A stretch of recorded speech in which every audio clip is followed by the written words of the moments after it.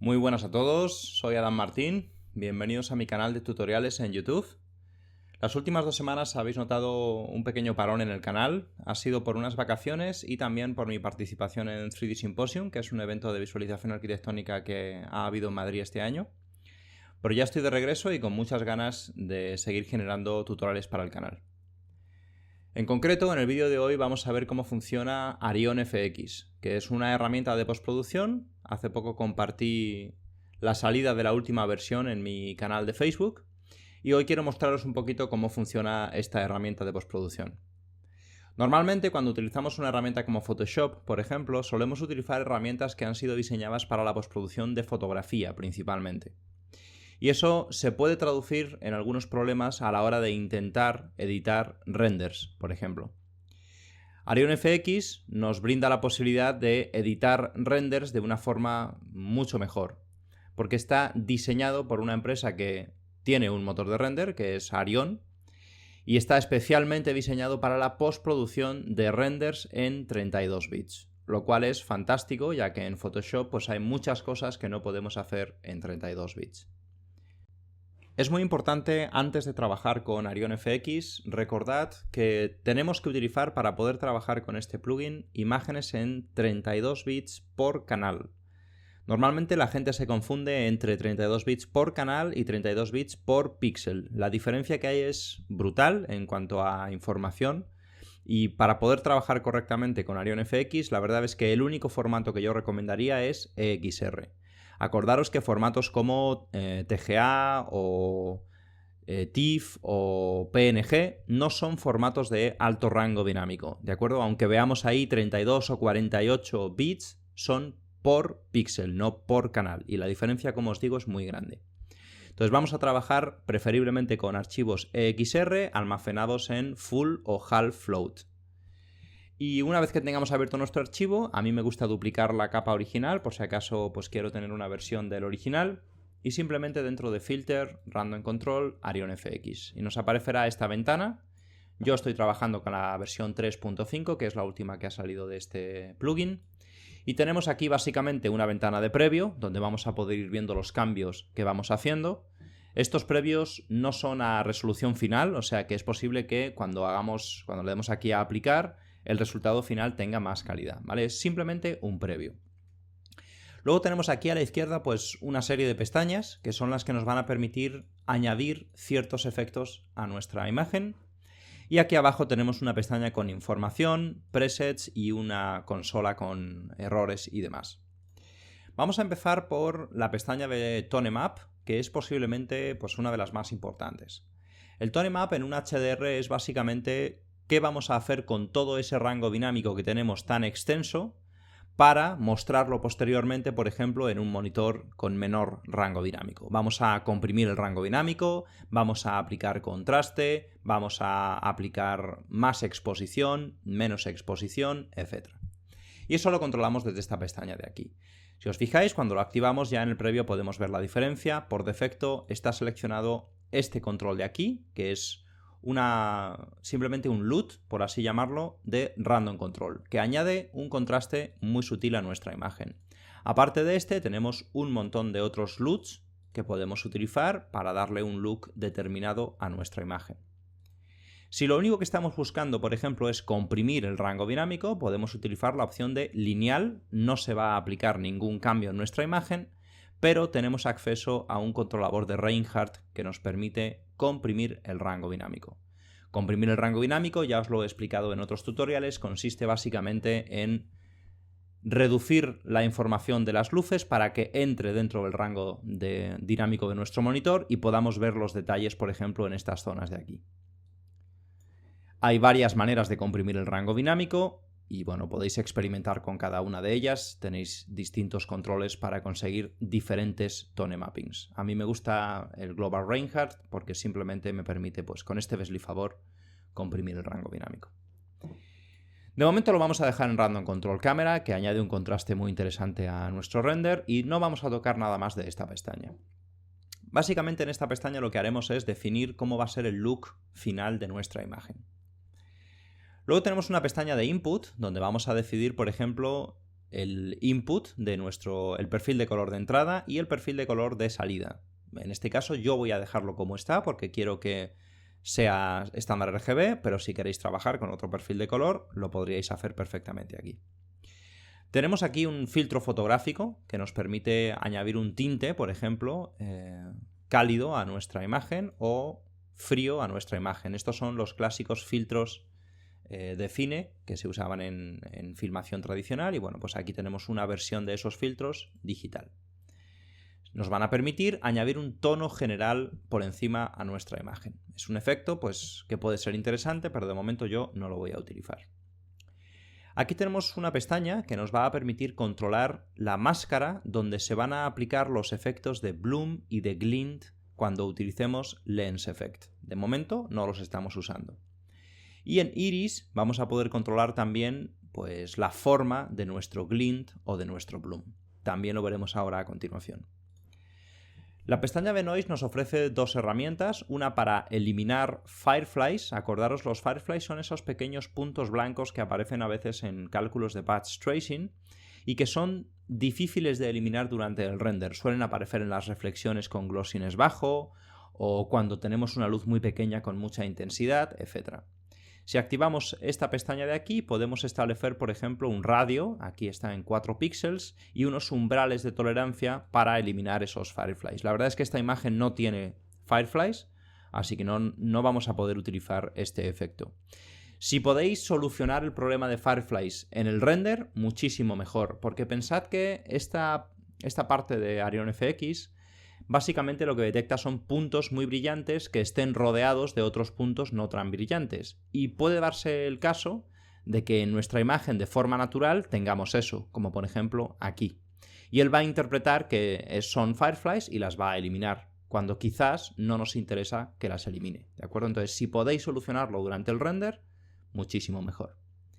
Y también tenemos la posibilidad de añadir grano cinematográfico a nuestra imagen. Pues como veis, podemos añadir grano que puede, pues si estamos buscando este efecto, ayudarnos a conseguir una mejor integración o bueno, a que tenga un aspecto más fotográfico. A mí no me interesa mucho este grano, de manera que lo voy a dejar desactivado.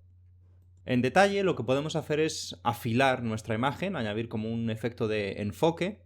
Pero tenéis que tener mucho cuidado porque este es un efecto que se hace sobre los valores en HDR de nuestra imagen, lo cual puede dar resultados pues muy bestias como estos que estáis viendo aparecer aquí.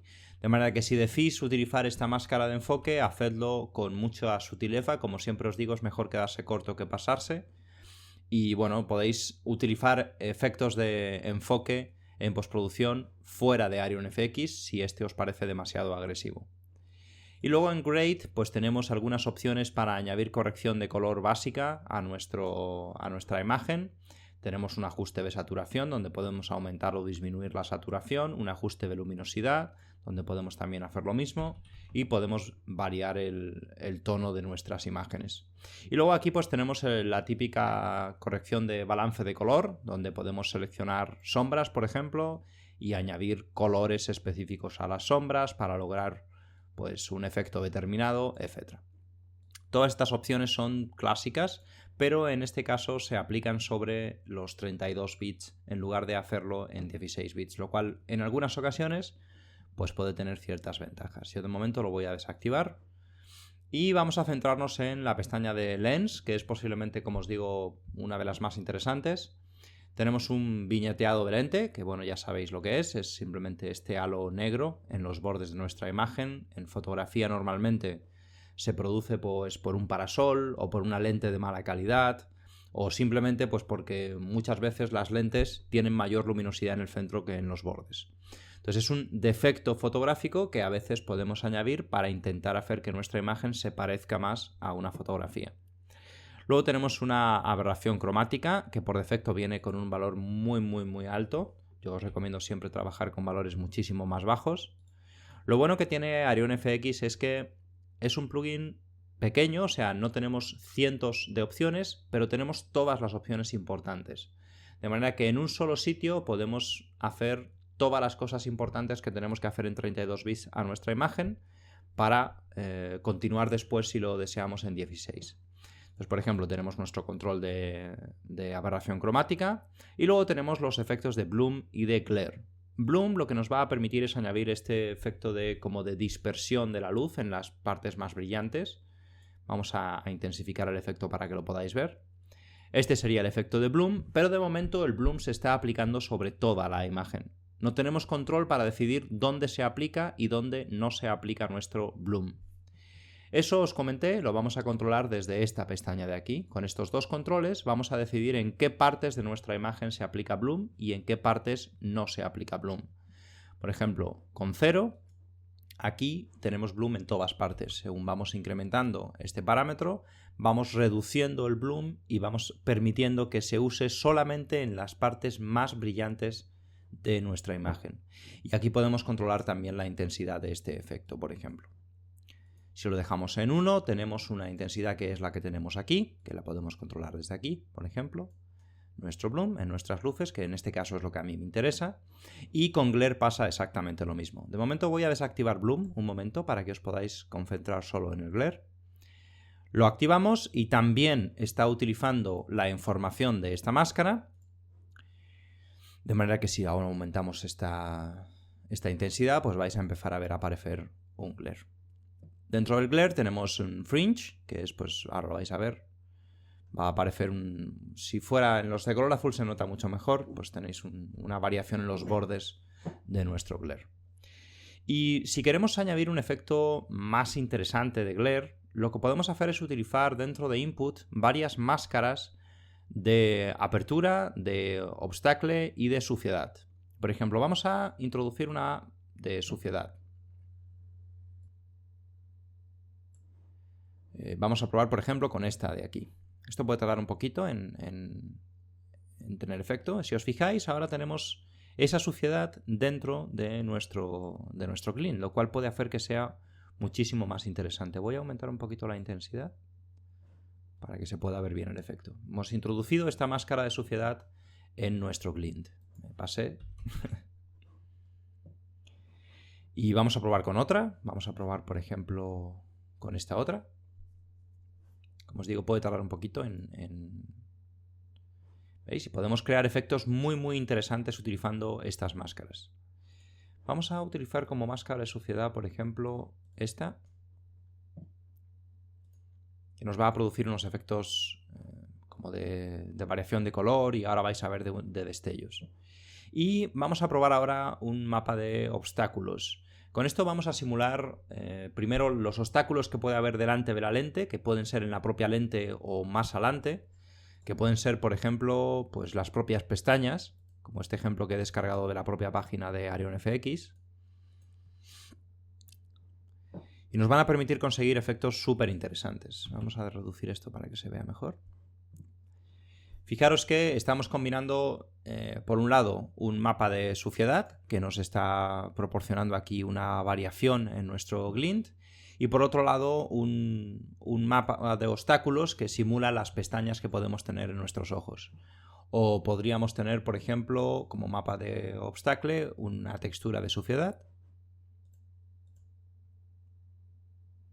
Y lograríamos efectos diferentes. Si os fijáis, vamos a activarlo y desactivarlo para que podáis ver la diferencia. Podemos conseguir unos efectos de glint realmente interesantes. Por último, cuando activamos la opción poligonal, que viene activada por defecto, podemos controlar, por ejemplo, cuántas espadas tiene nuestro glint. Si ponemos 3, pues vamos a tener solo 3 de estas estrellitas. Con la curvatura vamos a poder controlar este efecto de V que se produce en las espadas según nos alejamos del centro. Y con el ángulo vamos a poder controlar la rotación. En definitiva, vais a tener que hacer pruebas con estos parámetros, pero fijaros que vamos a poder conseguir efectos súper interesantes. Por ejemplo, vamos a intentar ahora combinarlo con el bloom. Vamos a reducirle quizá a esto un poco la intensidad. Y a esto también.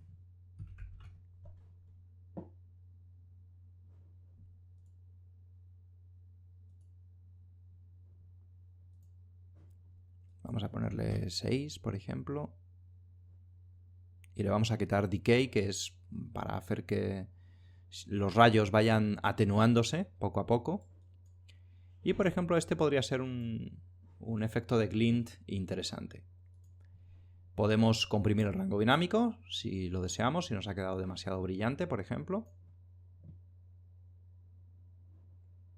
Y tal vez una cosa así pueda funcionar. Y ahora tal vez podríamos seleccionar, pues no sé, otro perfil de cámara para conseguir un efecto más contrastado, por ejemplo. Podemos subir un poquitín la gama para que sea más luminoso. O la ISO incluso, para que tenga más exposición. Le damos a aceptar. Y como veis, tenemos en un solo plugin la mayoría de los efectos importantes que necesitamos para postproducir un render en 32 bits. Como veis, hemos conseguido primero un contraste, segundo, unas tonalidades específicas usando un LUT, luego unos glints muy interesantes que además nos permiten pues, crear mapas de oclusión y demás para darle todavía un poco más de vida a estos efectos de glint. Y en definitiva, a mí me parece personalmente un plugin extraordinario para la postproducción de renders. Acordaros, siempre podemos, una vez que hayamos terminado con estos efectos que son importantes, hacerlos en 32 bits, podemos convertir nuestra imagen en 16 bits y continuar haciendo pues, ajustes con curvas o con lo que nosotros queramos. Si estáis interesados en Arion FX, abajo en la descripción de este vídeo os voy a poner los enlaces para que podáis descargar la demo, por ejemplo, y si os interesa adquirir la licencia, también os voy a poner un enlace en la descripción. Como siempre, si os ha gustado el contenido de este tutorial, me encantaría que os suscribierais a mi canal y que se lo recomendarais a otras personas si pensáis que también pueden estar interesadas en esta información. Espero que os haya gustado y nos vemos en la próxima.